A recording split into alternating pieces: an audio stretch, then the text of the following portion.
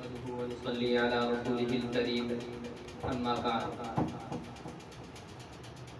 ہمارے سروں کے ساتھ اساتذہ کرام، علماء اعظام اور معزز سامعین،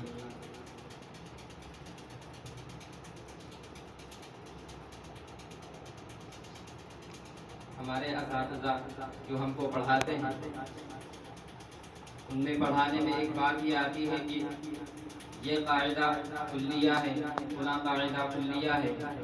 تو تمام وہ قواعد جن کے بارے میں یہ کہا جاتا تھا کہ یہ قواعد کلیہ ہیں، ہمارے استاد مفتی ذاکر صاحب استاد دارالعلوم دیوبند فرمایا کرتے ہیں کہ انسان کا بنایا ہوا کوئی بھی قاعدہ کلی نہیں ہوتا، کیونکہ انسان کا علم محدود ہے اور ممکن ہے کہ جہاں تک اس کے علم کی رسائی ہے اس سے آگے کوئی ایسی بات ہو جو اس قاعدے سے ٹکراتی ہو، اس لیے یہ قاعدہ کلی نہیں.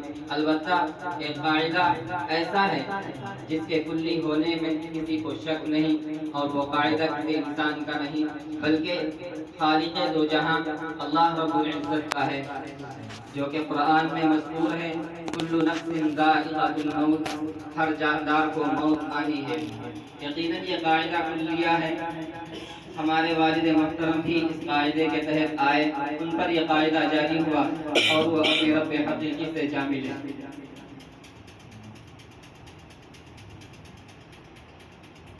ہم اب ان کے نہ ہوتے ہوئے ان کے بارے میں کیا کہہ سکتے ہیں؟ بس اتنا کہ ہم کو جس طرح انہوں نے بچپن میں انگلیاں پکڑ کر چلنا سکھایا، اب جب ہم اپنے پیروں سے چلنے اور دوڑنے لگے، اپنی زندگی کی راہیں ہموار کرنے لگے، تو انہوں نے ہمیں اپنی زندگی جینے کا طریقہ ہر موڑ پر سکھایا اور ہمیں ہر وقت یہ بتاتے رہے کہ یہ دنیا ایک ایسا جہان ہے جہاں بغیر محنت کے کوئی پودا بھی نہیں چلتا.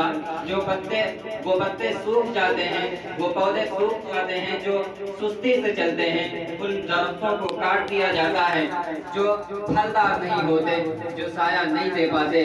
تم انسان ہو، انسان رہ کر کے اس دنیا میں تم اسی وقت کامیاب ہو سکتے ہو جب تک کہ تم محنت کرتے رہو اور اپنی راہیں خود ہموار کرو. والد محترم ہر موڑ پر ہماری رہنمائی فرمایا کرتے تھے. ہم کوئی اچھی خبر دیتے تو ان کا ایک جملہ کہ ماشاء اللہ تمہیں مزید کامیابی عطا کرے. ہماری ترقیات کے وہ تمام کے تمام مراحل جو از جلد طے ہوئے ہیں، ان سب میں والد صاحب کا کردار ہے. جب ہم دارالعلوم دیوبند کے داخلے کے لیے یہاں سے روانہ ہوئے تو ان کی رائے نہیں تھی کہ آپ دارالعلوم دیوبند جائیں. کہتے تھے کہ ابھی عربی دوم میں ہو، چہارم پنجم پڑھ کے پھر دارالعلوم دیوبند کے لیے جانا. وہ بڑا ادارہ ہے، ابھی وہاں مت جانا، ابھی تم وہاں کے قابل شاید نہیں ہو، وہاں تمہاری تربیت نہ ہو سکے.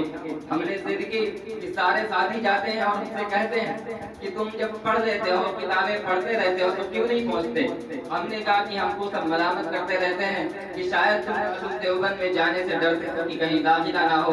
مدرسہ شاہی میں جب پوزیشن آتی تھی تو وہ ہم کو جو صلاح کرتے تھے، کہتے تھے کہ شاہی میں تم پوزیشن لاتے تھے اور دارالعلوم دیوبند میں اگر داخلہ نہ ہوا تو شاید تم اسی غم سے پریشان ہو کر داخلہ دینے کے لیے نہیں جاتے. ہم نے جب یہ بات والد صاحب سے کہی، انہوں نے کہا اگر تم اتنا متعلق ہو رہے ہو تو جا سکتے ہو، لیکن تمہیں رمضان میں تیاری کرنی تھی. ہم نے انہی کے حکم سے تیاری نہیں کی کہ ہم جانے تو نہیں ملے گا. لیکن والد صاحب عید کے دن ہم نے جب ان سے کہا تو انہوں نے کہا کہ تیاری کرو، ہم تمہیں شام کو چھوڑ کر آتے ہیں. یہ واقعہ وہ ہے جب ہماری بالکل تیاری نہیں تھی، صرف ہماری طرف تھی کہ ہم دارالعلوم دیوبند جائیں گے، اور والد صاحب کہتے تھے کہ تم نے تیاری رمضان میں نہیں کی. ہم نے کہا اگر ہمارا داخلہ نہ ہوا کم از کم وہاں کے حالات دیکھیں گے اور ہمیں سبق حاصل ہوگا کہ ہم کیسے داخلہ لیں. شام تک ہم نے تیاری کی اور عصر کے وقت والد صاحب ہم کو یہاں سے لے کے نکلے. ہم نے کہا ہم چلے جائیں گے، اکیلے ساتھی ہیں، کہا ہم تم کو چھوڑ کر آتے ہیں. کلینک چھوڑ دیا، موٹر سائیکل لی اور ہم کو بٹھا کے یہاں سے سامان لے کر دارالعلوم دیوبند چھوڑنے کے لیے سیتاپور کے لیے روانہ ہوئے. راستے میں جا کر گاڑی خراب ہو گئی، ٹائر خراب ہو گیا. وہیں پر ہم لوگ کھڑے ہو گئے. انہوں نے کہا کہ تم یہاں سے نکل جاؤ. ایک سواری مل گئی، کہا تم نکلو، ہم ابھی موٹر سائیکل بنوا کر گراتے ہیں. ہم نے کہا آپ چلیے، ہم سامان لے کر آ جائیں گے. موٹر سائیکل بنوا کر بھی آ جائیں گے۔ انہوں نے کہا نہیں، تم نکلتے رہو، ابھی تمہارا امتحان کا وقت ہے، تم اگر زیادہ تھکو گے تو وہاں پڑھ نہیں پاؤ گے۔ خیر ہمیں انہوں نے بھیج دیا ایک سواری سے، اور خود پیدل موٹر سائیکل لے کر کے چوراہے تک تقریباً 1.5 کلومیٹر کا راستہ طے کر کے وہاں موٹر سائیکل صحیح کروائی، ہم کو بٹھایا اور پھر سیتاپور کی جانب روانہ ہوئے۔ وہاں جا کر بس کا انتظار کرنے لگے۔ بس آنے میں کافی دیر تھی، ہم کو ایک کرسی پر بٹھا دیا، کہا یہیں بیٹھے رہو اور ہم جا کر کے بس کا انتظار کرتے ہیں اور پوچھتے ہیں کب آتی ہے۔ یہ وہ وقت تھا جب سیتاپور میں ہم صرف 2 لوگ موجود تھے، ہمارا کوئی قریبی کسی کو معلوم نہیں تھا کہ ہم دارالعلوم دیوبند نکل رہے ہیں۔ خیر والد صاحب نے وہاں کافی جدوجہد کر کے معلوم کیا کہ 1 گھنٹے کے بعد بس آئے گی۔ اس وقت میں ہم نے کہا کہ ہم نے قرآن کتاب نہیں پڑھی، ہم نے قرآن کتاب نہیں پڑھی، کیسے داخلہ لیں گے؟ انہوں نے کہا کہ تم اگر ارادہ کر چکے ہو تو وہاں پہنچو، انشاءاللہ تمہارا داخلہ ہو جائے گا۔ وہ اتنے اطمینان کے ساتھ اور اتنے وقار کے ساتھ اور اتنے وقار لہجے میں انہوں نے کہا کہ تمہارا داخلہ ضرور ہوگا اگر تم نے محنت کی ہے، اگر کتابیں نہیں پڑھی ہیں تو جا کر پڑھ لینا۔ اس وقت ہمیں اتنا حوصلہ ملا، ہمارے ساتھیوں نے فون کیا کہ اب کیسے رہ جاؤ گے؟ ہم نے کہا بھی کچھ پتا نہیں، البتہ والد صاحب ہمیں بھیج رہے ہیں۔ خیر یہ ہمارا سفر ہوا۔ اب جب ہم نے وہاں محنت کی اور امتحان دیا، اللہ کا فضل ہے کہ اول مرتبہ میں ہمارا داخلہ ہو گیا۔ اس کی خبر رات 1:30 بجے ہمارے پاس آئی۔ والد صاحب اٹھ کر اسی وقت ہمیں دعائیں دینے لگے اور کہا کہ دارالعلوم دیوبند میں داخلہ ہو گیا، اپنا مقصد سنبھال لینا۔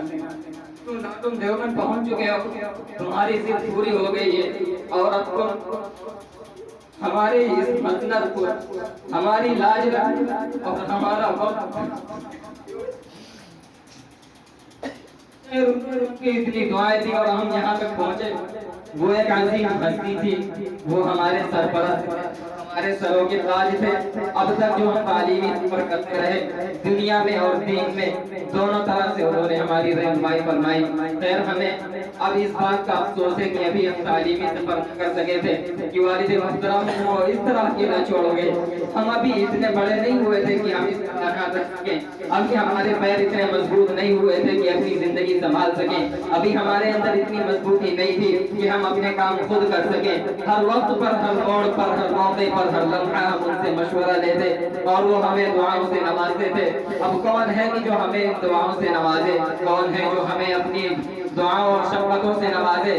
ہماری آنکھوں کا تاج، ہمارے سر کا، ہمارے سروں کے تاج، ہماری آنکھوں کے تارے، ہمارے سرپرست مربی، ہمارے والد محترم مولانا عبد المعید صاحب نور اللہ مرقدہ، ہمیں ان پر فخر ہے کہ وہ اپنی زندگی دین کے کاموں میں لگاتے ہوئے اس دنیا سے رخصت ہوئے۔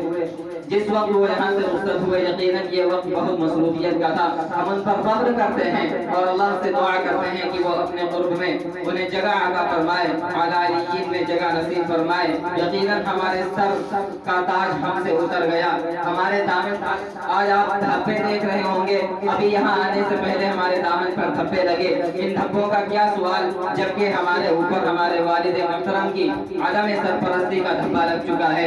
اب اس کو مٹانا شاید ناممکن ہے، لیکن پھر بھی ہم اللہ سے دعا کرتے ہیں کہ جس راہ پر انہوں نے ہم کو چھوڑا، اللہ ہمیں اس پر قائم رکھے، ان کے مشن کو کامیاب بنانے کی توفیق عطا فرمائے اور ان کو اعلیٰ علیین میں جگہ نصیب فرمائے۔ وآخر دعوانا الحمدللہ رب العالمین۔